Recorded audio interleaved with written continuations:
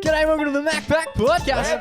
My name's Jamie McKenna, and to my left this weekend, order the most mindfulness man we have here on the panel. It's my little brother Joe. How are ya, Jaboy? I'm staying grateful, I'm staying blessed, and I'm staying mindful, and I'm feeling great. We absolutely love it. And to my right, coming in at 6 to 1, as he does each and every week, it's the baby brother of the pack, who we call Junior Boy. Junior Boy, how are you? I want to be more of a good human, and who better to ask how to be a good human than Cooper Chapman, the man who runs the Good Human Factory. Absolutely. You've timed to run well, mate, because this week on the podcast, we happen to speak to the man himself, Mr. Cooper Chapman, ex-pro surfer, current good human. Oh, yeah. It's just absolutely dominating all things mindfulness and looking after yourself. That's all it is. We chat to Coop about drinking, we chat to Coop about surfing, we chat to Coop about being a good human. It's an absolute ripper. So, ladies and gents, let's rip it.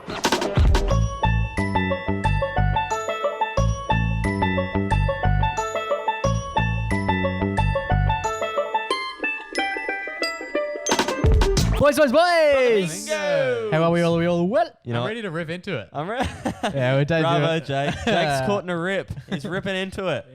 Rather than we He's trying to usually. get that Rip Curl sponsorship. Mate, read my t-shirt. So let's get into it. Well, we're doing a new bunch. The Cooper Chapman special, the Yeah. surfer special. Yes, boys, incredibly excited. This week we have Cooper Chapman joining us on the podcast. Coops, he was I'm sure he'll get into it. Let's not bother. He'll rip into it himself. he'll rip into who he is. Oh, yeah. But boys, yeah, we're absolutely stunned to have Cooper on the chat. Cooper on the chat. Cooper on the Chapman. No, we're very pleased to have Cooper join us. Absolute legend in his own right. He was a legend on the water, and now he's doing arguably even bigger and better things. Yeah, it's cool to On the see on the land. Such a successful athlete also push to something equally as good, because a lot of athletes they do sport and then they that's it, you know. It's Yeah. good to see him move past sport, he's that stage of his life, and grow into something arguably even more important. Yeah, he's bigger than some of the biggest waves he's ever surfed. Wow, there you go. That's- Yeah, yeah. Cooper chats about surfing. He chats about mental health. He chats about basically a whole bunch of things. Hell yeah. We're silly boys here on the MacPack Podcast. Shit So- gets real. So it's fantastic to have an educated voice come sit with us. Yeah, everyone learns a little bit in this one. Absolutely. Ladies and gentlemen, Cooper Chapman. All right, Cooper Chapman, how are you, mate? How's things? I'm very well, boys. Thank you so much for having me on. It's nice to do a podcast. I've never done one with 3 hosts, so this is going to be fun. There you go. Well, thank you so much for joining us, mate. We've been long-term fans of your TikTok. I think we're mutually friends on TikTok, which is something that I didn't think I'd say to anyone 2 years ago. Yeah, it's funny that, isn't it? Especially having podcasts. I do love looking at other people, how they engage an audience, and you guys are doing a great job of it. So I've watched a lot of your stuff on TikTok, and yeah, I guess you'd call us TikTok friends, which is pretty funny, like you said. Yeah, our stuff's far less mature than I think yours is. It's a bit more big just time. shooting from the hip. But no, we love your stuff. It's really, it's lovely. Yeah, super Really enjoy it. interesting. Yeah. So for those who don't know of you, haven't been fortunate enough to find out who Cooper Chapman is at this point, Coop, do you just want to run us through a little bit about who you are, what you do, what you've done in the past?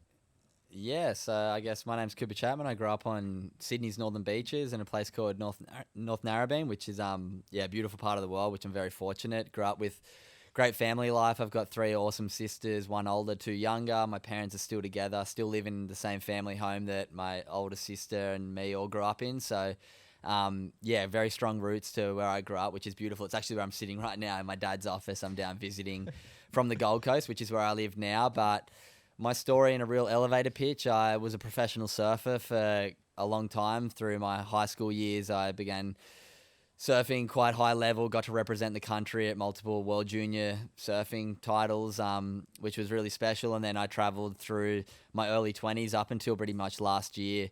I was traveling the world as a professional surfer, competing at the qualifying series level. I was sort of ranked between 50 and 100 in the world for the last 10 years, which has been an amazing journey. I feel very privileged to have lived the life I did and have some amazing friends from all around the world and some amazing experiences. And yeah, I'm very grateful for the life I got to live. But now I guess where my TikTok and a lot of my work now that I'm known for is my mental health organization. I have a business called the Good Human Factory where I run mental health workshops with corporate groups and high schools I also host a podcast called Good Humans, trying to bring mental health into a new kind of realm and really show people that mental health doesn't always have to be a heavy topic around suicide or depression and anxiety.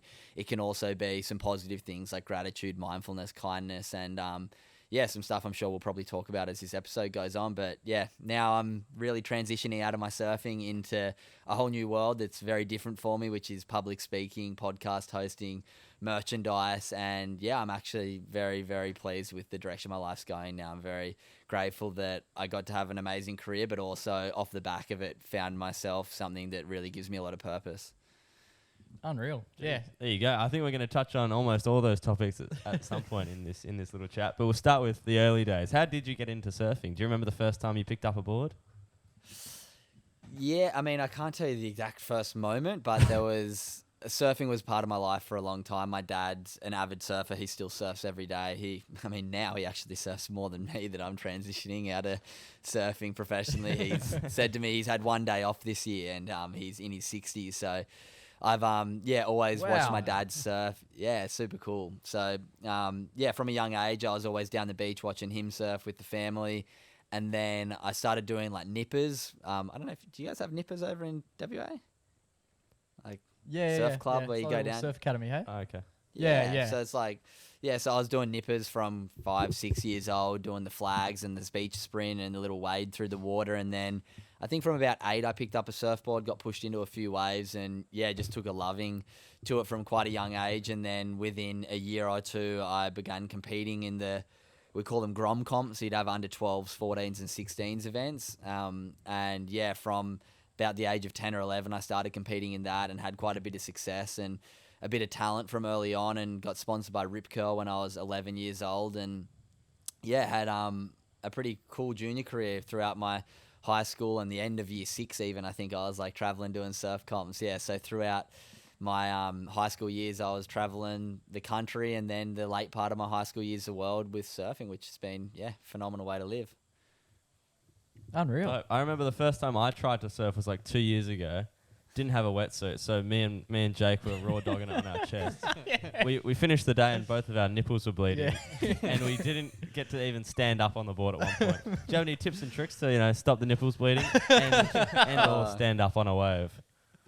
I mean, the nipples bleeding's a hard one. Every year when I go to Hawaii or when I end up in warm water environments, now I live on the Gold Coast, I do surf and board shots a lot more, but every year when I'd go spend a month in Hawaii, I would end up with nipple rash after the first day or two. But you gotta let it scab up, and then eventually your chest gets used to it. But I mean, chuck a wetsuit on, or chuck a rash vest, wetsuit top on to stop the rash is probably the best tip. But other best tips for learning to surf: get good on the beach. Practice your pop-up on the beach and really get used to that feeling of jumping to your feet in the right position. And then, get out there. And I recommend learning on a big soft board, learning on something that might seem a bit longer and harder than you'd expect to learn on. But then, work your way down in equipment once your skill level improves. We did the opposite of that. We bought like the shortest boards 6 possible. foot boards, yeah. Didn't even stand on the beach. We just ran straight into the water. And it was like trying to direct like a bar of soap. Literally. Yeah, it's very hard. It's probably the slowest learning curve sport, I think, in the world. I've worked as a surf coach for quite a long time with Learn to Surf people, and very, very rarely did I ever see anyone that picked it up really quick. It's a very slow learning curve, surfing. Okay. There you go. There's still hope for us, man. And what was it like transitioning from, obviously when you're like a kid, you sort of surf just to have fun, and like transitioning that into the competition sort of side and then further down into the pro level? Because I imagine doing it for fun is like one thing, but then actually like learning the tricks and being able to like perform must be like very different. Yeah, to be honest, I got thrown into like competitive surfing very early. Within probably a year of me surfing, started doing like the age group sort of events in the 12s and 14s, and it was still obviously really fun as a kid, and because I had quite a bit of success and I had a bit of talent from an early age, I was making most finals and having a bit of success. So I really just enjoyed competing. I was a really competitive kid. I played a lot of rugby union at that rep level, next level up from club footy, and loved it and really enjoyed the competitive side of team sport. But then I also took a loving to surfing. Getting to surf individually was something that I really enjoyed, and because there was quite a bit of success coming from it at a young age, I sort of started to move a bit more towards surfing. And then once money starts getting involved and sponsorship starts getting involved, which was sort of once I was like 14, 15, it changes a little bit mentally. Trying to recognize that you have to live up to sponsors' expectations as well as your own was a bit of a challenge. But yeah, it was all fun really until I got to that 16, 17, finishing school once it became my job. But I still tried to really balance the fun part of it. And yeah, it was a beautiful thing getting to travel the world surfing, I'll tell you that much. Yeah, Yeah. that's it. Did you have like any favorite surfers when you were growing up that you got to meet, or you just idolized from a distance? I mean, Mick Fanning, who I said in my fast Yep. answers, who's one of my sporting heroes, was someone who I looked up to quite a lot. Who else? I can't even think, to be honest. Back when I was a kid, it was sort of like Andy Irons, Kelly Slater era. Yeah, okay, right. I was also very lucky. The beach that I grew up at, North Narrabeen, had quite a lot of other successful surfers that I could follow in their footsteps. And then I also had my older sister's best friend was this girl, or still is this girl called Laura Enever, who's a professional big wave surfer now, but she spent quite a lot of time on the world tour, and she was sort of 3 years older than me and had quite a lot of success as a junior. So I got to sort of follow in someone's footsteps and see what's possible. She would start getting sponsors from young, and then a few years later I did.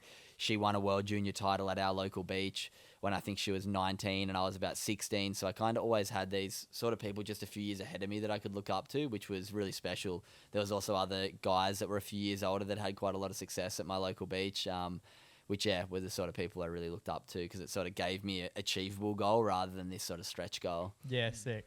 Can you remember a time in the career where like you kind of reached your podium moment where you looked around and you were like, holy shit, like this is it? Like one moment you look back on from the surfing career and you think that was the best. I don't think there's a single moment, but there was, I mean, I won an Australian title at a place called, Margaret River. You guys know Margaret River. Yeah. I won an Aussie title there when I was like 14, I think. Shit. And getting like chaired up the stairs on your teammates' shoulders, which then automatically qualified me to represent Australia in the world titles in Ecuador a few months later. That was kind of one of those first moments where I was like, wow, this is like something that I want to do for a long time. That's sick. That's it, yeah. Have you noticed the sport of surfing changing much in the past, like, well, sort of since you started? Obviously, it's like become an Olympic sport and stuff like that. Do you see like culturally there have been shifts in it? Yeah, absolutely. I think it's gone a lot more professional. Like there's a lot more training involved with a lot of the top level athletes. Also, the format with the World Surf League has changed quite a lot throughout my career. I was competing on the qualifying series before they even had priority heats, which anyone coming up now wouldn't even know what it's like to serve a heat without priority. So that was a big sort of structure change throughout my career. To be honest, I actually think it was negative for my career. I was quite competitive and aggressive in the water and would be able to use the tactics a bit better once priority came in. It sort of evened the playing field quite a bit, but that was one change. But I think culturally the sport has gone from this, guys who smoke bongs and drink beers every night, and you hear stories of old pro surfers who I'm mates with who would rock up to events hungover and stuff like that. Whereas throughout my career, I feel like I was at first, and I took it quite seriously. I was always very into the sports science side of stuff and the training and the equipment. So I think it has definitely evolved quite a bit. And right now, the World Surf League is making more changes with the world title, top five surf off event. So it's continuing to evolve, and I think it's great. I think the sport's really grown. Like you said, it's become an Olympic sport, which is pretty special to get to watch it in the Olympics and on the stage next to all the other sports. But yeah, I think it'll just continue to grow. To be honest, now that I'm outside of the surf industry as well, I am very stoked. I feel like it is quite insulated. It is, you feel like it's everything when you're in it, and you feel like it's so important to impress the people around you. And now that I'm out of the surf industry, I'm actually getting far more praise from the surf industry and people who I looked up to because of the work I'm doing now than actually when I was surfing. So it's, just an interesting observation. It's one of the only sports, it's one of the leaders in equality in regards to like, even like the AFLW, like we've made some big steps with that. But surfing's always been very I feel like it's been quite equal for both genders. Was there, they had equal pay? Equal like prize money at one point? They were Yeah, like the so that first to came ever done in- that? Yeah, so I think the women's equal prize money, it must have come in like 4 or 5 years Yeah. ago now, which is awesome to give the girls far more a chance. They now compete at all the same stops that the men do on tour, which is really cool.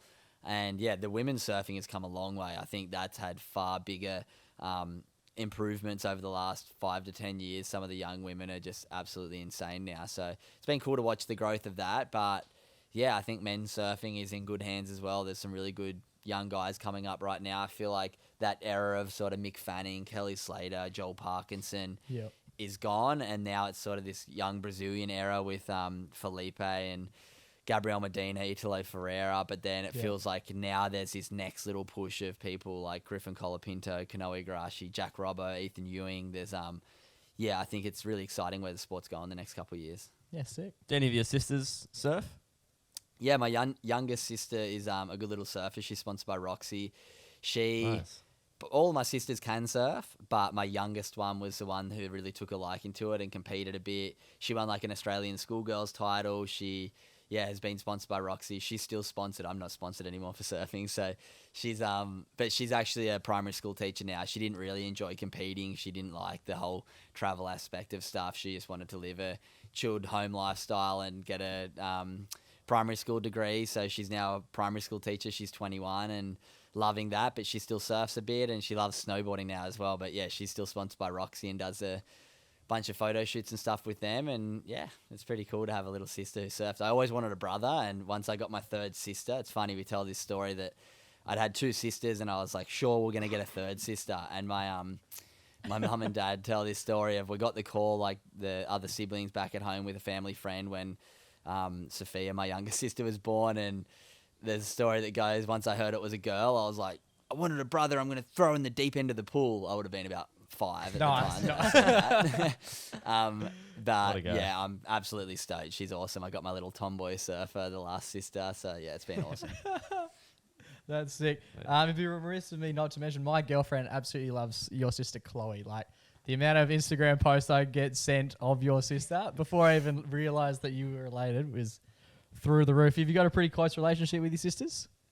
Yeah, Chloe's, I'd probably say I have my closest relationship with Chloe because our lifestyles do match up quite a bit. Obviously, she's married to Fisher, the DJ, and he was a pro surfer before his DJing career. So that kind of aligns us. And then as well, my lifestyle traveling the world as an athlete matched up a lot with hers, and our age is the closest. So spent a lot of time with my sister Chloe. She lives on the Gold Coast now, and so do I. So we catch up quite a bit. And yeah, it's been incredible getting to watch their journey. She's a special girl, Chloe, and then obviously their relationship is something that is quite well known now with obviously Fisher's DJ career. How it is now is just wild to watch. Like they've been dating, they've been together for 10 years. I literally had years where they were living in the front room of my mum and dad's place, and I was in a room, and I had a girlfriend at the time, and there was just mayhem of people in the house with 4. I think we had like 8 people living in a 5-bedroom house, and it was just mayhem. But yeah, it's cool to see where they've come, and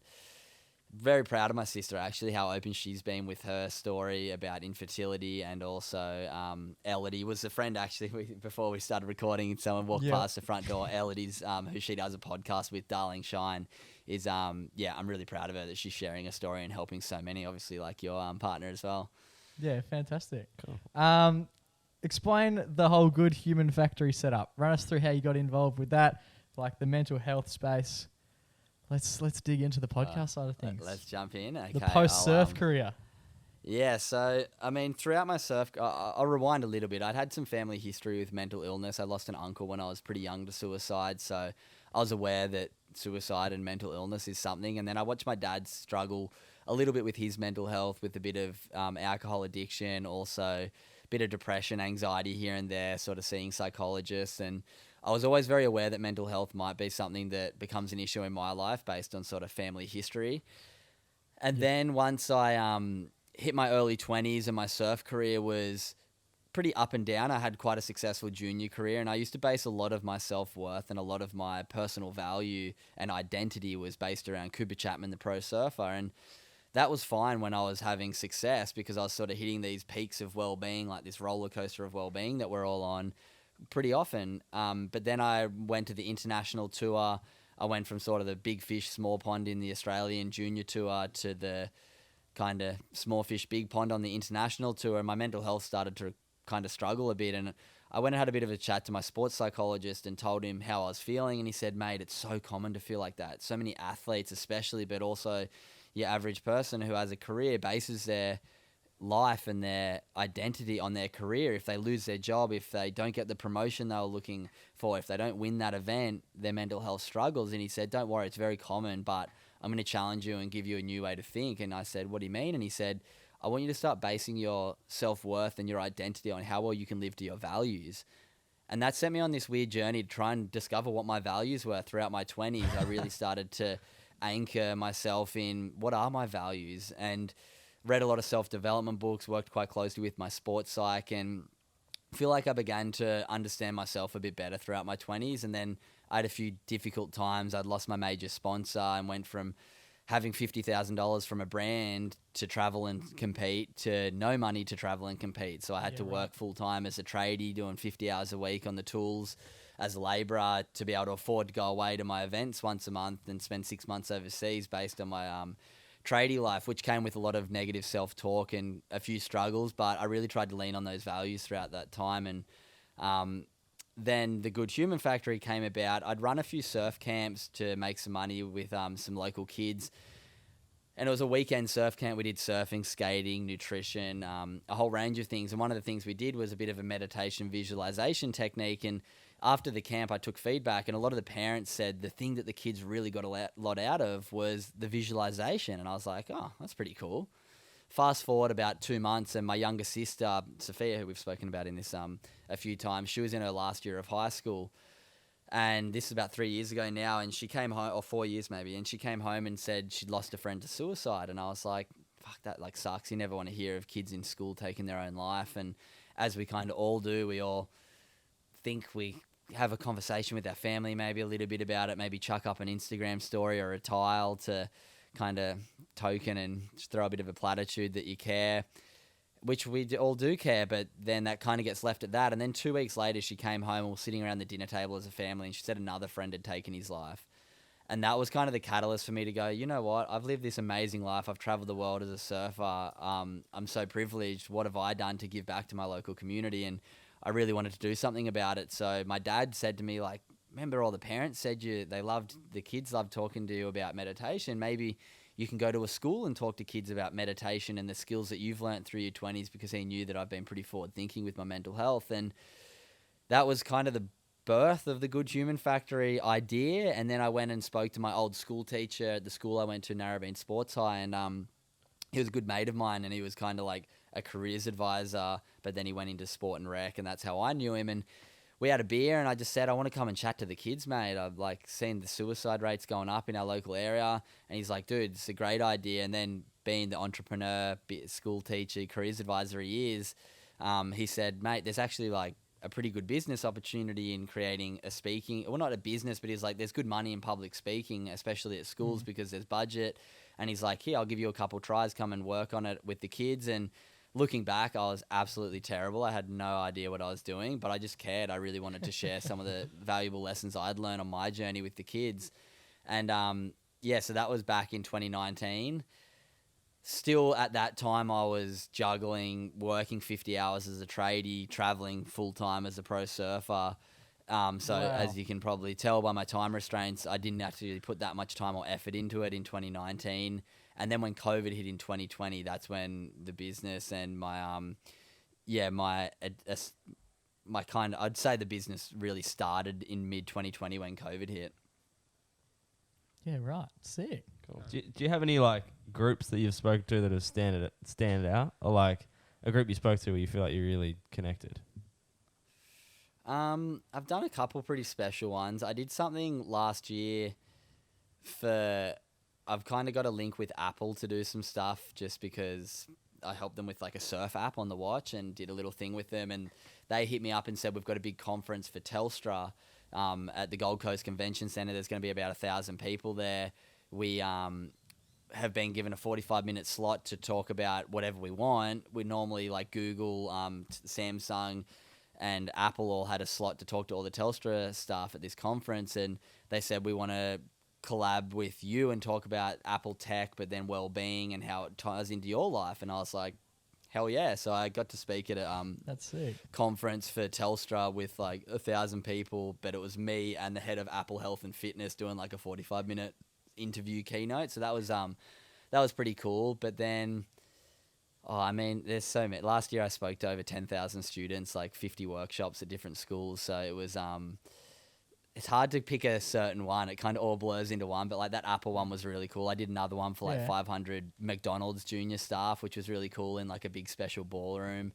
But yeah, it's fun getting up on stage and getting to talk to people and just the impact. Like I take feedback from every workshop now, and it's overwhelmingly positive, which is really special to know. Nice. How do you, because obviously you're only a young lad too, I'm sure you had similar talks or like people come into your school to talk about drugs and alcohol or whatever when you were in high school. And like there is a bit of a stigma around like, oh, we got this random guy coming in to talk about To this preach random about thing alcohol. that none of us have asked about. How do you kind of break that barrier to connect with someone who doesn't really care or want to listen?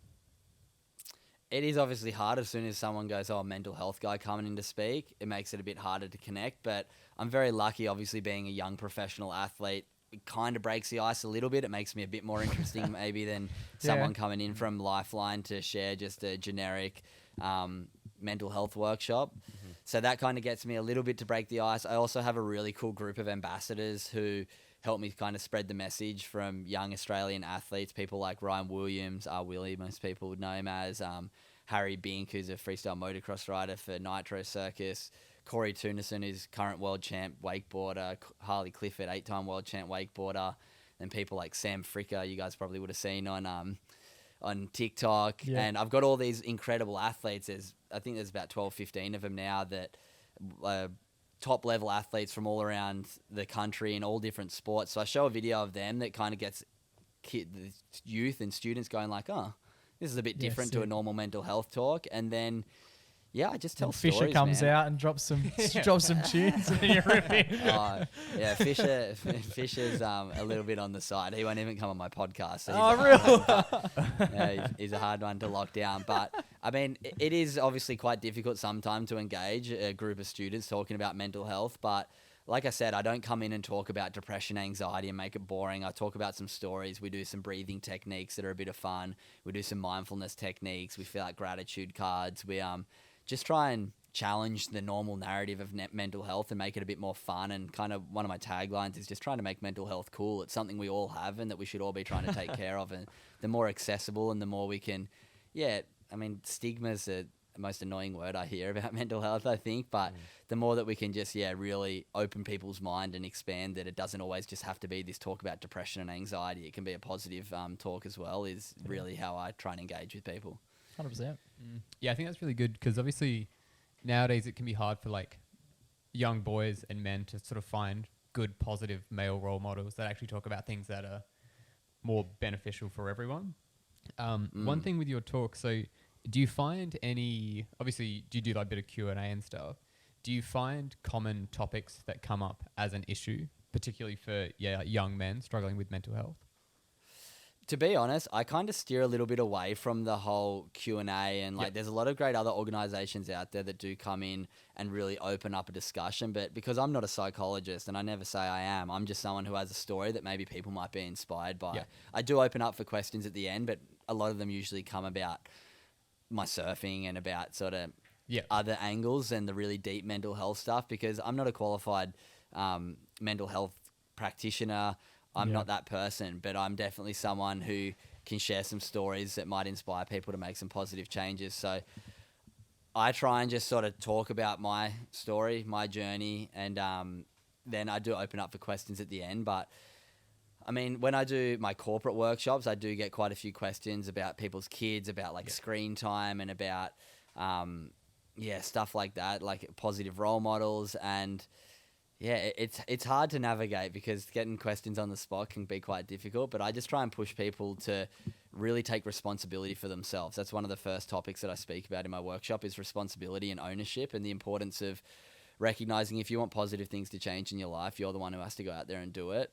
And just hopefully empowering people to realize that they do have the choice to be the hero or the victim in their story. And hopefully by my words and my stories can inspire and just sort of motivate them to make some positive actions and positive choices in their life. Yeah, 100%. So when you're talking to these like young high school students, if you were to put yourself in their position and you're in the room, is there anything that you sort of wish that you had have known when you were their age that you know now? Yeah, that's kind of why I go and do it, because I don't remember anyone like me coming in to speak when I was at school. I remember people coming and either being super over the top and trying to like engage you, like they were just like, or they would come in and it would be something that you could tell that they've done 100 times and it's just like, you got to fill in this worksheet and it's not really engaging. And I think the power of story is how we make the choice to do something ourselves.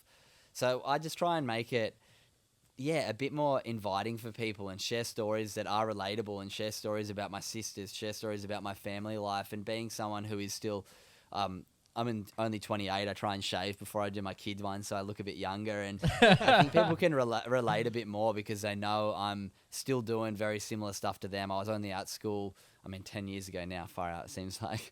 It's not that long ago, but I am getting old. But it, I just try and make it as relatable as possible. Talk about things that they understand from things like social media. And just make it as relatable as possible. Yeah, sick. So I hear you've done a no drinking campaign. Can you talk us through some of the benefits and challenges you've faced during the dry months? Dry months. I'm currently, I think, 9 months sober, and I've got 3 months to go. I'm doing a year challenge, so it came about. I had on my podcast this awesome lady by the name of Nicole Vignola. She actually has a big social media following now called Nicole's Neuroscience, or Neuroscience Nicole. I don't know. She had like no followers when I did it, and she just blew up and got some. So you're the really reason. good That's what I'm content hearing. out. Yeah. Yeah, we'll call it mine. But I actually did have a few TikToks. They were some of my TikToks actually that first got me, I think, on the map. I went from like 10 to 30,000 because she talked about the effects of like cocaine on the brain and a few real clickbaity sort of things. But in that conversation with her, we spoke about the effects of alcohol on the brain. And I was about 2 weeks out from my 28th birthday, and I was like, you know what?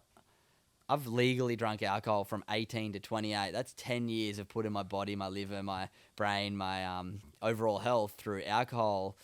And I was like, you know what? I'll take a year off. And I just sort of pledged it live there on air on the podcast, and I just stuck to it. I'm like, I want to be a man of my word. And I've always been curious. What would it be like? People call it sober curious. Like, I wonder how my life would change by doing it. And I was like, the only way I'll know is by doing it. So I actually stopped when that podcast came out on like the 25th of April, I think it was, around about. But I'm going to try and do until my 28th birthday on the 10th of May, or 29th on the 10th of May. And yeah, to be honest, since I stopped, my like business has just crazy accelerated. Everything took off since that. I wouldn't say it's directly because of it, but there's definitely a correlation. Just a lot of things. I'm discovering these things called Sunday mornings that I hadn't really discovered that often, which I hadn't seen many Sunday mornings for a long time. So it's nice to realize that, yeah, you can actually do things on the weekend that are good for your health. And what I've also learned is that I used to think that a Sunday was like, oh, sweet, I'll be hungover for the day, I'll rest, I'll just be in a dark room and I'll be recovered. But what I've learned through speaking to different experts on my podcast, also doing quite a lot of research myself, is realizing that you don't get any rest if it's a hangover. So I'm learning that by being sober, I'm actually feeling really rested. I mean, you look up any data. If you sleep on it while you've got alcohol in your system, your sleep is like majorly deprived. So I have been just feeling a lot more rested. I feel like my weeks actually get a lot more done, and I don't throw like it around at all, any judgment at people who drunk. Like I said, I've probably drunk more alcohol than most people in my 15 years of drinking from 13 to 28. And yeah, I just wanted, to be honest, I wanted to make sure that I could still do it. I wanted to be like, wait, am I in control, or is my culture, is the alcohol industry in control? And yeah, I've done 9 months. I haven't had a drop, and it's been a good experience getting to notice people, how they treat you differently. But then also, because I do the podcast, I do a podcast about it every Monday. And if I ever go out and about, I'll have multiple people stop me and be like, oh, you're not drinking, are you? And I'm like, oh, just a Red Bull. So it's nice to have the accountability too. Well, a good way I find that I help my mental health and how I stay happy is through, going out on the weekend and getting drunk with my mates. So I wonder, do you think there's a good way you can find balance in doing that and also sobriety? Yeah, I think it's just about conscious drinking, to be honest. Like, I'll get back drinking. I'm going to Malta in June for Fish's 3-day trip festival, which I'm sure I'll have copious amounts of alcohol. Some beer. Yeah. So I definitely don't hold any judgment about drinking. And like you said, for some people, going out and having drinks with their mate is the thing they look forward to every week and is great for their mental health. But I think it's just important to at least be educated. I think something that I really have learnt since being sober is I've listened to like a great podcast everyone should listen to is Andrew Huberman's podcast on alcohol. He's one of the biggest podcasts in the world, but he's all about neuroscience and what actually happens. And I just feel like we just never got educated at school the detrimental effect alcohol has on our mental health, but also on our physical health, on our brain health, on a lot of things. And I just feel like the lack of education was something, and it was kind of like out of sight, out of mind for me. Whereas I want to live a long, healthy life and be there for my friends and family for a long time. And I, now having the education, think once I get back drinking, I'll just do it a lot more consciously. I won't be having the 3-4 nights a week. I might just try and pick every second week and go out and have a drink, and trying to build into my network of people around me that I can go and catch up with mates, but do something other than drinking. So like a lot of my friends now have kind of followed suit, who were big heavy drinkers with me, but are like, I don't know if it's me inspiring them or them just trying to realize, I mean, we are kind of getting to the back end of our 20s, me and a lot of my friends.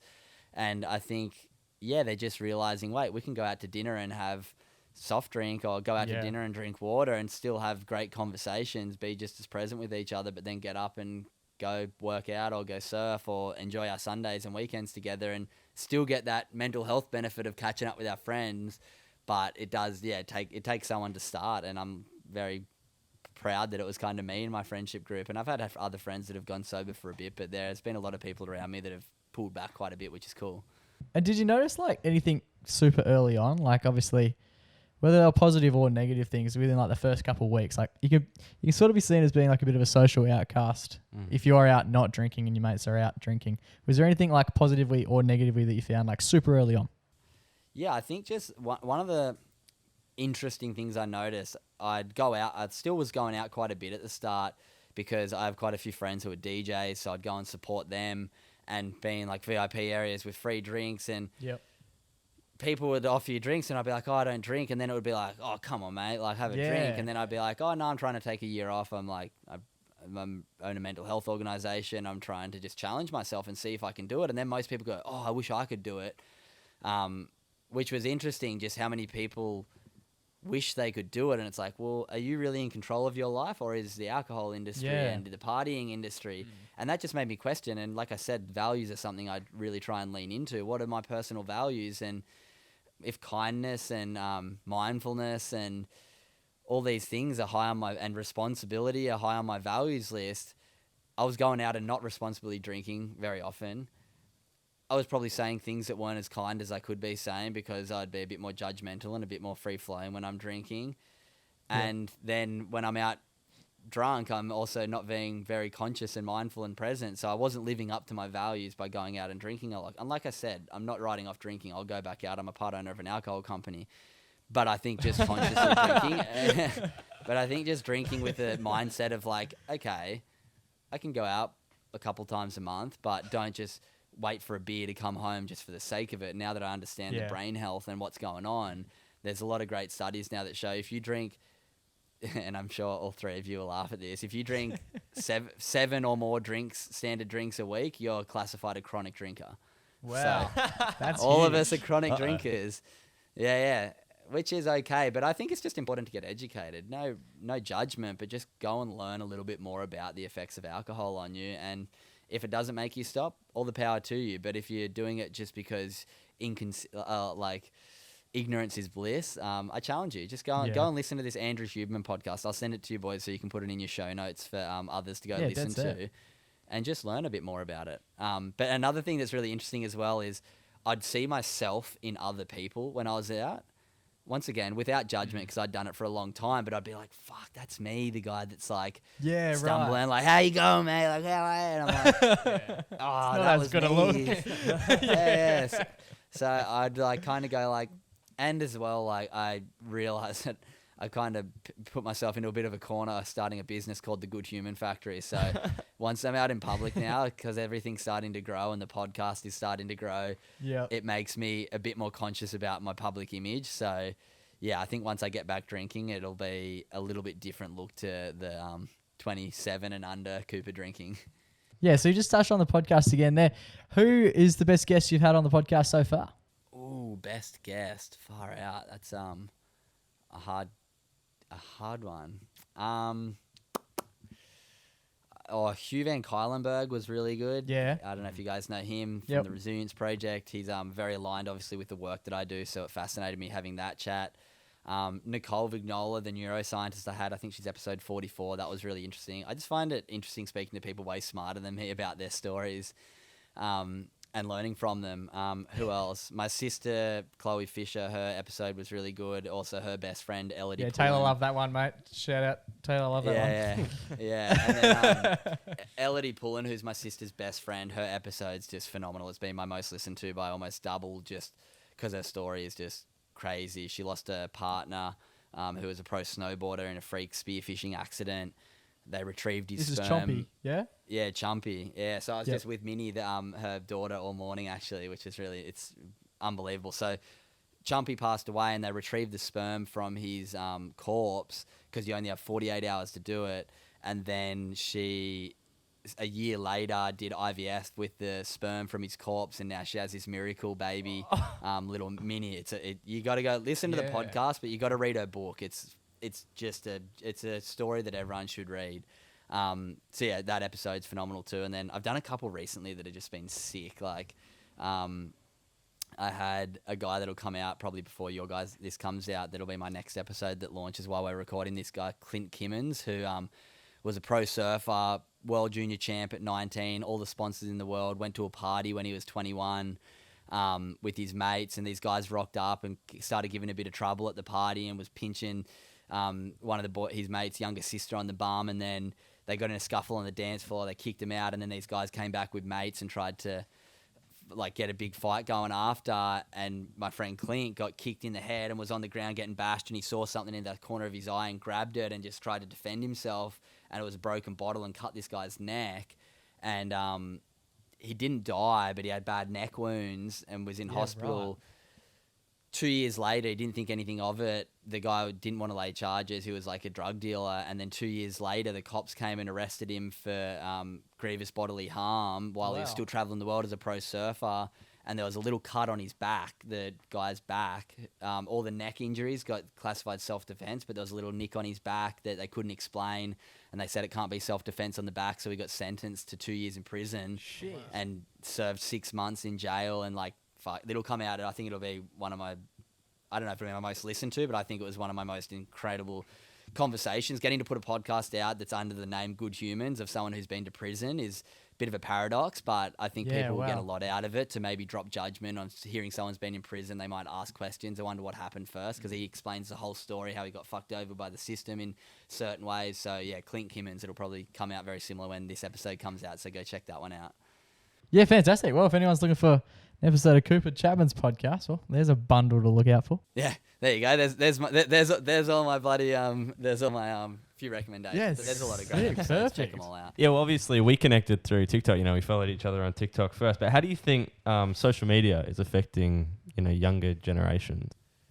Oh, I think it's I think we can use social media in many ways, and it can be used as a positive or a negative. And I think it's really just making people not be present, which is the thing that really scares me the most, to be honest. And we're all suckers for it. If you can look at your phone screen time and it's up around 6-7 hours like mine was for a while, I'm getting it down to like around 3 now.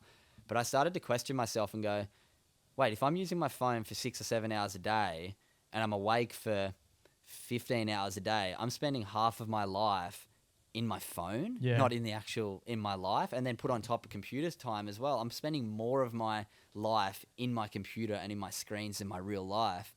And I think that's super important that we all question ourselves and try and catch ourselves. Like I flew to Sydney yesterday from the Gold Coast, and I was just sitting there at the airport eating some lunch with my partner, and she's very conscious, and she's actually been a massive help for me to call me out on stuff. And we have the kind of maturity, I think, to be able to call each other out on our flaws when things are just not living up to what we want to be like. And I was sitting there at the airport and I looked around, and it would have been 90% of people were neck over, terrible posture, looking at their phone.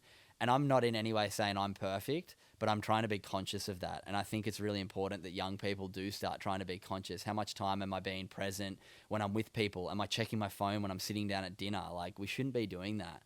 Life's about connecting with people in person, looking at them in their eyes. And I actually had another conversation with someone who, you guys will remember this too. Years ago, if you were friends with someone, you'd call them your internet friends, and then you had your real life friends. Yeah. Whereas now, like, I'd call you guys mates just because we connect every now and then on socials. Like, our internet friends have just turned into our real life friends, and we're giving people more time of our internet friends. Like, the amount of times that you'll be sitting with someone and they'll be like, oh, I got a message, and they'll like write back to a message rather than be present with you. I think it's I think it's just important that people like myself, like you guys now, getting to have a platform to talk to people, just use our platform. Obviously, we're on a platform where people are listening through a phone, but let this be a bit of a reminder that it's important to make sure you do get outside, disconnect from your phone quite often, because it's scary. It's only going to get more and more. So the more that we can push back against that, I think is super important for our own mental health, but also important just for the connections we have with people around us. Something that I've found is like when you walk into any setting, whether it be like you're out for dinner or you go to the shops or you're at the airport or whatever, and you're consciously looking for consciously thinking about someone who's on their phone, you see a lot of people. And like we go through life just sort of blasé, not even notice it. But when you're actually consciously looking for it, there is a lot.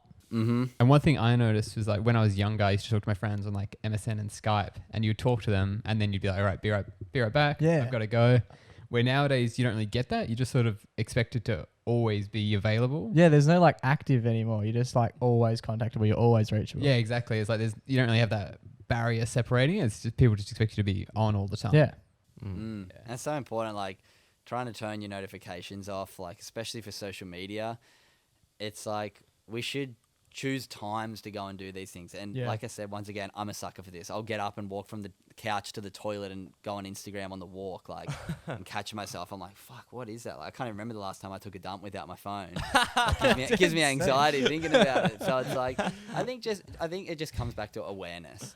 No judgment, but just like, be honest with yourself. What's your screen time? Is it consuming more of your time than face to face with people? And for most people it is. So it's I think important that we just start to challenge that and question it a little bit. So obviously we've touched on this throughout, but based on your experiences, what are the main tips you think you've used to help improve your mental health? There's a couple things. I think for one, just understanding that mental health is not mental illness. Mental illness is something that affects 20% of Australians, and the numbers is rising, but the goal with the work I'm doing is to try and expand that 80% to a higher number, but realize mental health is something that we all have and we should all be taking care of consistently. It's all about maintenance. It's like if you don't garden every now and then, everything's going to get overgrown. It's the same with your mind. It's the same with your mental health. If you don't go up there and do a bit of gardening daily, weekly, it's going to eventually get overgrown. It's going to be hard to think and act on your thoughts clearly. So my first tip is just to be proactive with your mental health. Don't wait until you're struggling to do something. Try and actively think, what are things that I have in place for my mental health? It might be something as small as when you brush your teeth at night, look in the mirror and go, what are 3 things that went well today? What are 3 things that I'm grateful for? Gratitude has got so many positive benefits for us in changing our brain chemistry to see the world through a better light and just to create positive chemicals in our brain. And then also things like meditation and being more present is so important. Trying to take time to get away from our phone and sit still and check in with how we're actually feeling is something so many of us don't do. And I'm a sucker for this. I fall out of routine all the time, but I know when I'm consistent with my routine of meditating daily, doing breath work daily, reading books and sort of giving myself time and giving me time rather than the world. Like so many of us wake up and go straight on our phone and care about what other people are doing before we actually care about what we're doing for ourselves. So I think it just comes back to, for one, taking responsibility and putting just a few things in place and start looking around what things are going to work for you. Meditation might not work for you, but go try yoga. Yoga might not work for you. Go for a run. Exercise is obviously so important. Just all these little things have such a big effect on our mental health, yet we kind of always just go to this mental illness side of the thing. Like, audit your bloody your relationships. Are you being present with the people when you're with them?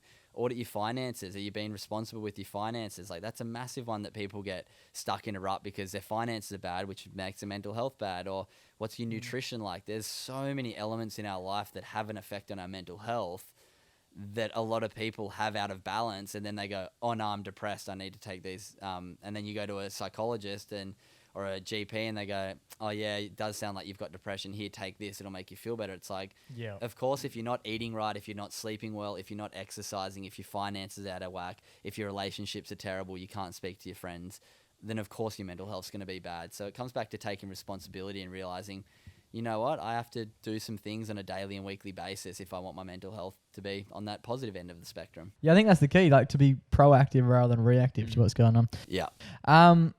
Now, finally, this is arguably my favourite thing about what you do, Coops. This is the 1% Good Club. And I think it is because it is so achievable. Like, it's actually tangible that someone can sit down and they can do exactly what this is. Cooper, do you reckon you can talk us through that? Yeah, so here's an easy one for everyone if you want to join in. It's completely free. So I'll tell you how it came about. I was sitting doing a meditation about 550 days ago, I know exactly, from today.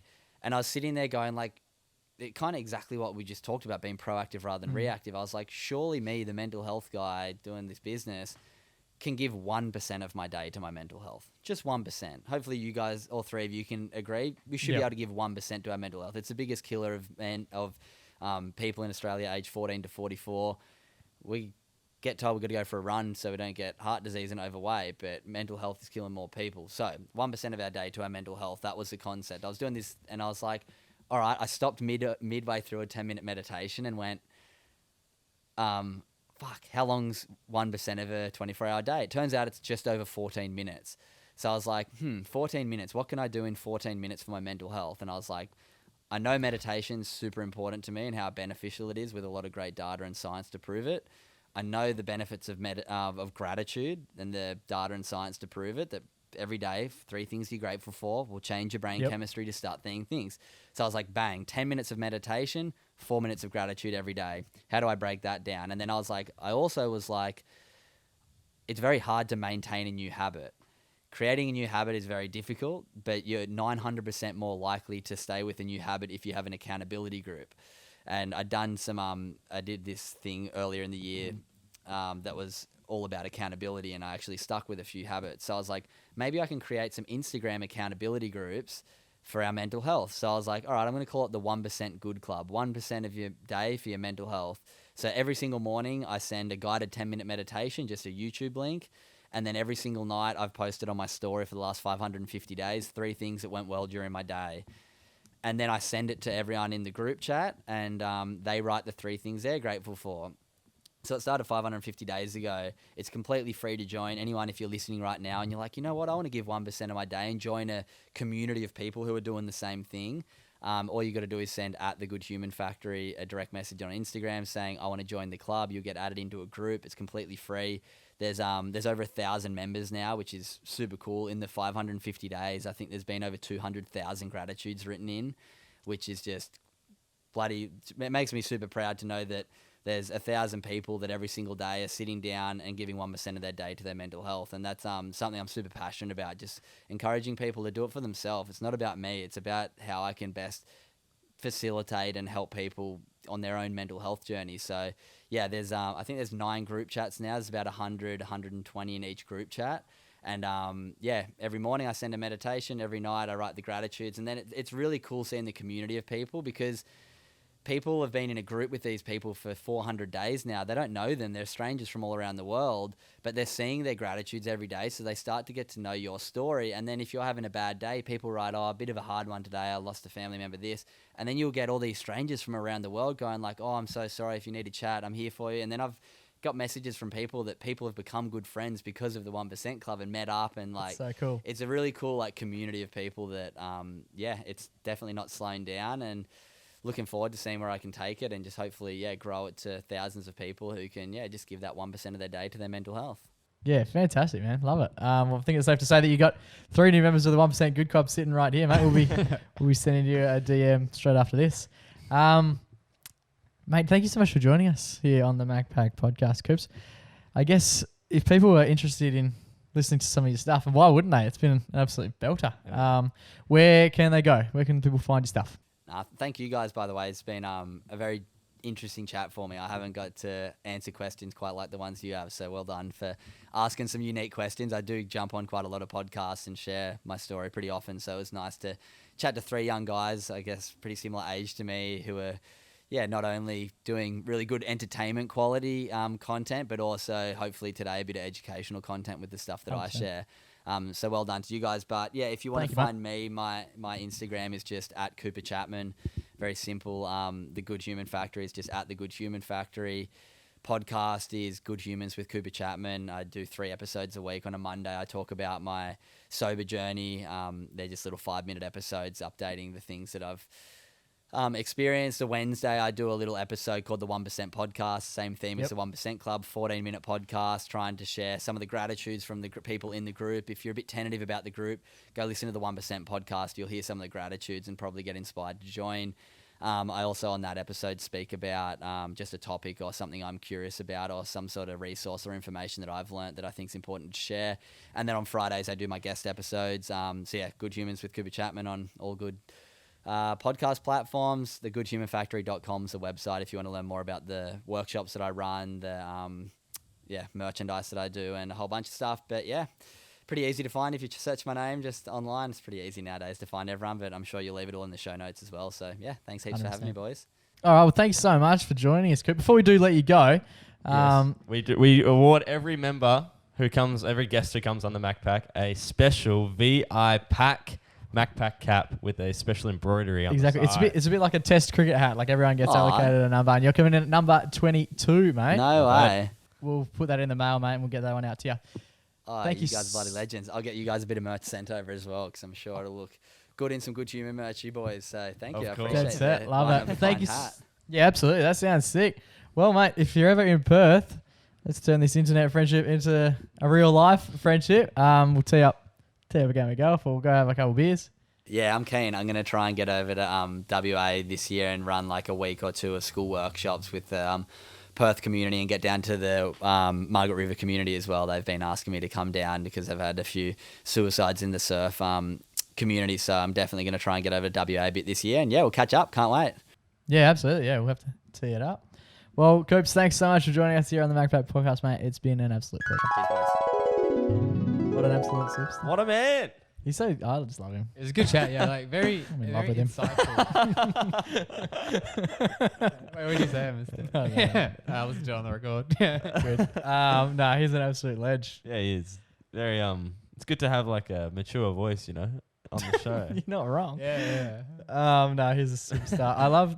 I think my favorite part was, like, I love that 1% Club. I think that's sick, and I'll 100% be joining that. If you're listening and you're joining the 1% Club as a result of listening to this, fucking let us know. We want to see some. Hopefully we get in the same group chat. Yeah, I hope, yeah. And then every Friday you can be like grateful MacPack release. But I think arguably my favorite part of the whole thing was when he talked about the not drinking. Yeah. Right. And the statement that I think would get explained a lot or told to him a lot is when he discusses it, it's like, oh man, I wish I could do that. And it's not like you're doing anything that's so unattainable. You're just not doing one. You're just not drinking. But there is this FOMO, or almost like an arrest that comes with being. It's almost like it's there's just like the social pressure of being like a part of it. Oh, like everyone's having a drink, like yeah. And then I find often with like work culture and stuff, a lot of that can be very like drinking heavy, like go out for drinks after work or like there's office drinks and stuff like that. So it is a lot of pressure. I don't know about you, but I probably preferred the first 18 years of my life. Like it was just a lot more joyous, a lot more fun, and I felt like you were living more in the moment. Would that be fair enough to say? I guess. Phones not thinking about as many things. Phones have come in. Yeah. Alcohol has come in, and I don't know. feel like we get a little bit lost in our ways.